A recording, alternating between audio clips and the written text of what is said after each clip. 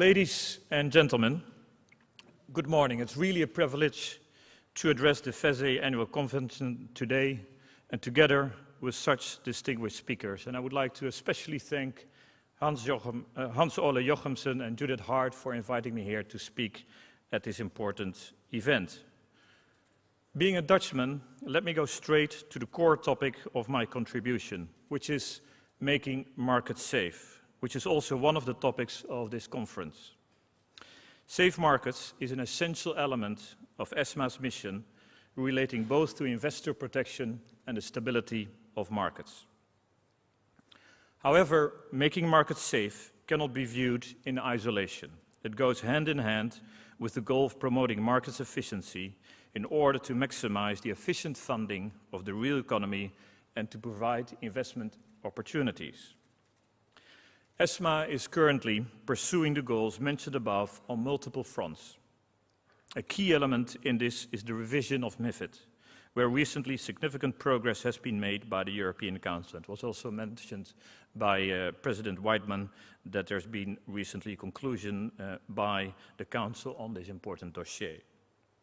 The further development and deepening of the single market for financial instruments are the means to promote an efficient market that will help in financing the real economy and European growth. And we should realize that one of the most important sources for funding the long-term growth of the economy is deep and liquid market. And in that sense, markets solve the issue of combining both short-term investments with long-term growth. And in that sense, it's different from the banking area where we have this strong concern about matching assets and liabilities and their terms and duration.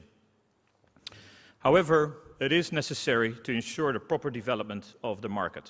In this regard, three new and important pieces of regulation come together to form a new regulatory environment that keep all of us very busy. On the trading side, we have MiFID, MiFIR. On the post-trading side, we have EMIR and CSDR. And for market integrity, we have short-selling regulation and MAD-MAR. And I understand that yesterday, even also the trialogue on MAR was completed.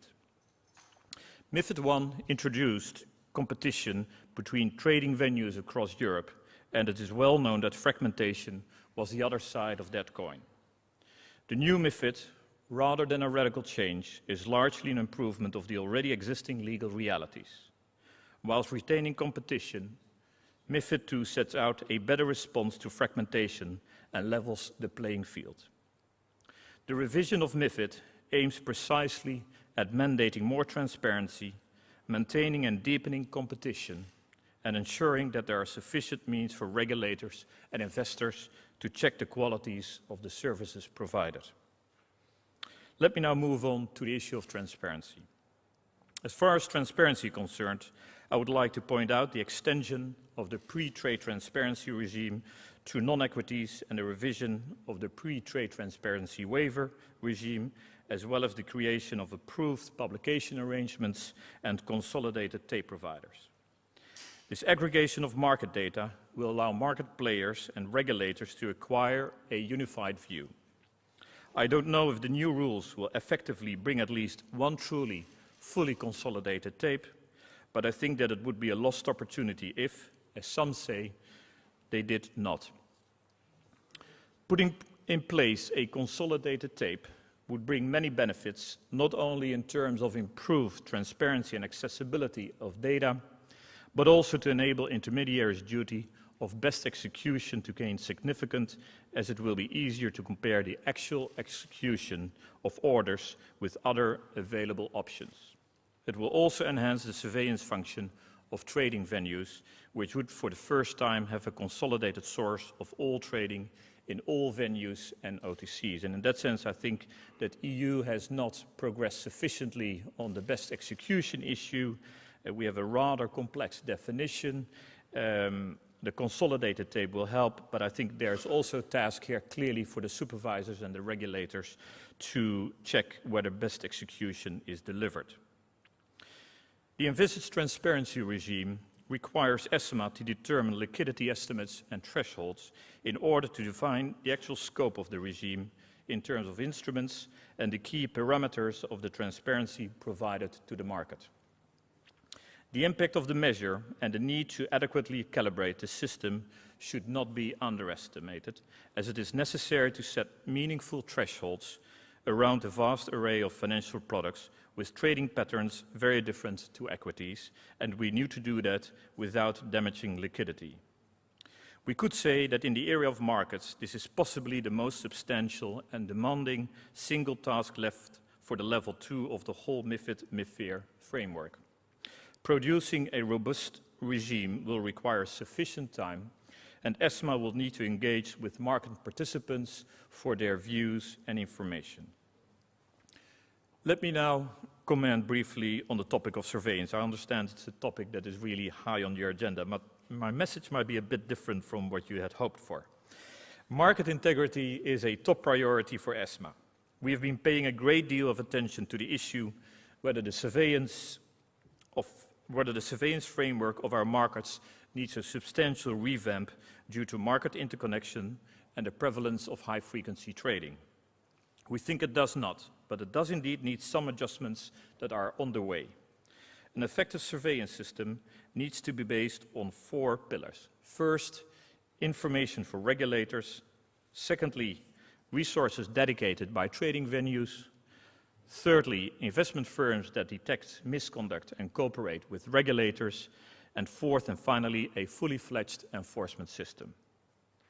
Significant progress has been made and is being proposed in all 4 areas, from the expansion of transaction reporting to cover OTC derivatives and include client ID, to the possibility for regulators to access order book data, to reinforcement of the Market Abuse Directive to include manipulation of benchmarks and related instruments, and also attempts at manipulation.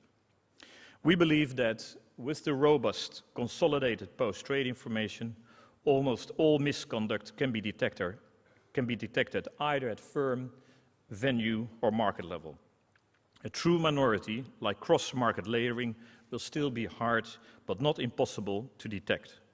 Overall, I think that the EU does not need an overhaul of the system, but the continuation of the efforts by all relevant gatekeepers to act together, including firms, trading venues, and supervisors. Let me now make a sidestep with an illustration of the importance of transparency for ESMA. I would like to give you an example that doesn't originate from the MiFID review, but originates from EMIR. As many of you are aware, the regulatory technical standards that were drafted on derivative reporting were published and finalized in March this year. However, we have come to the conclusion that more work is needed in the reporting area. ESMA is about to launch the development of guidelines on how trades in exchange-traded derivatives are to be reported to trade repositories, since we recognize that more clarity is needed on this type of transactions. And I realize that it's a side step, but we are also aware that you are looking forward to more guidance on that important issue. Let me now move on to the regulator's toolbox. Earlier in my contribution, I've summed up the major regulatory changes in trading, post-trading, and market integrity. And this regulatory reform not only results in new requirements for financial markets, it also adds new instruments to the toolbox of the regulator. And the question arises, are these tools the right ones? And to answer this question, a well-known English idiom comes to mind. The proof of the pudding is in the eating. Europe has taken a big leap towards a single market by enshrining the bulk of the new rules in European regulations, directly applicable, identical in all member states. The Commission and the co-legislators, some of them present here today, have to be credited for that. However, in a project of the combined dimension and depth of EMIR and MiFIR, many matters will need adjustments, fine-tuning, the adaptation of rules to market circumstances, and even temporarily suspending their effect when exceptional circumstances arise. This is what regulators do all the time at national level or in third countries outside the EU. However, we do not have those supervisory instruments at EU level. Certain matters can be adjusted at national level, some others can be harmonized through guidelines, but others, being set in regulations, cannot be tackled via supervisory measures. The main instrument to modify the application of the regulation, the technical standards, remain a rulemaking process subject to full legislative oversight and requiring several months to come into force. MiFIR, EMIR and the short-selling regulation will certainly test the effectiveness of the new rulemaking process, the one based on technical standards. And let me explain that a little bit more. The trading obligation, like the clearing obligation, to which it is related, is an act of general application, meaning it binds in all EU counterparties that the EU legal framework requires to be enshrined in a piece of law. Hence, a trading obligation for a financial instrument, for a derivative, will be achieved with a regulatory technical standard developed by ESMA, adopted then by the Commission, and then non-objected by Parliament and Council, if that is the case. However, we need to be aware that it's a decision based on the liquidity of a financial instrument over time, which can change very rapidly and sometimes in matters of weeks. If a product ceases to be liquid enough, forcing trading and clearing will increase the risks, not reduce them. In other jurisdictions, this is more of a supervisory type of decision, but we do not have EU-wide supervision for this at the present time for securities markets at EU level. Let me be very clear, and also in front of a member of the European Parliament. ESMA is very happy with the new instruments in our toolbox. Also, we fully respect the conditions and instructions that come with these new instruments. However, we need to be aware that where we use technical standards, many other regulators are using supervisory measures.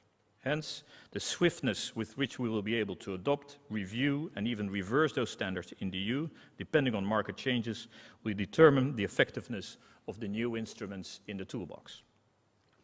Let me, in the last part of my contribution, go back to the topic of securities markets and the funding of the real economy.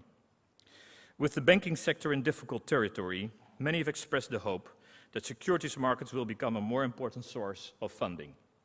For me, this hope can only become a reality when we improve the protection of investors and especially the protection of retail investors.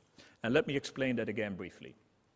The frequently given example of a better balance between bank funding and market funding is the US. In that context, a statistic that I would like to share with you is the strongly increased participation of households in US securities markets in the past 30 years. An increase from about 45% to about 65% of all households. The Harvard professors Greenwood and Scharstein convincingly argue in a recent article that this development played a key role in lowering the cost of capital of companies and has especially benefited young entrepreneurial firms. As you know from your finance classes, especially those that have uncertain cash flows in the futures, there the cost of capital is extremely important for assessing the value, and it also resulted in increasing number of IPOs. It is obvious for me that we can only increase the participation of the retail investor in securities markets when he feels he's sufficiently protected. Well, a lot has been achieved with the regulatory reform. It is fair to say that there has been a very strong focus on stability and prudential concerns. Completed pieces of legislation like CRA, credit rating agencies, CRD4, EMIR and AFMD illustrate this point. And of course, the establishment of the ESAs was also an important step for the issue of investor protection, but we can only act on investor protection when we have more sectorial legislation with the relevant powers. Of course, investors indirectly benefit from stable financial markets, but more is needed to convince them to make risky investments in securities. Pieces of legislation that will directly improve the protection of investors are still in the pipeline. MiFID, MiFIR, MAR, which was just completed, and PRIPS. I wrote the final sentence of the speech very recently. I sincerely hope that these will be completed as soon as possible, these pieces of legislation in the pipeline, and with the strongest possible investor protection measures. Now is the time to restore the balance between stability, potential concerns on the one hand, and investor protection concerns on the other hand. This is really needed for successfully growing securities markets and a better funding balance of the real economy. Thank you very much for your attention.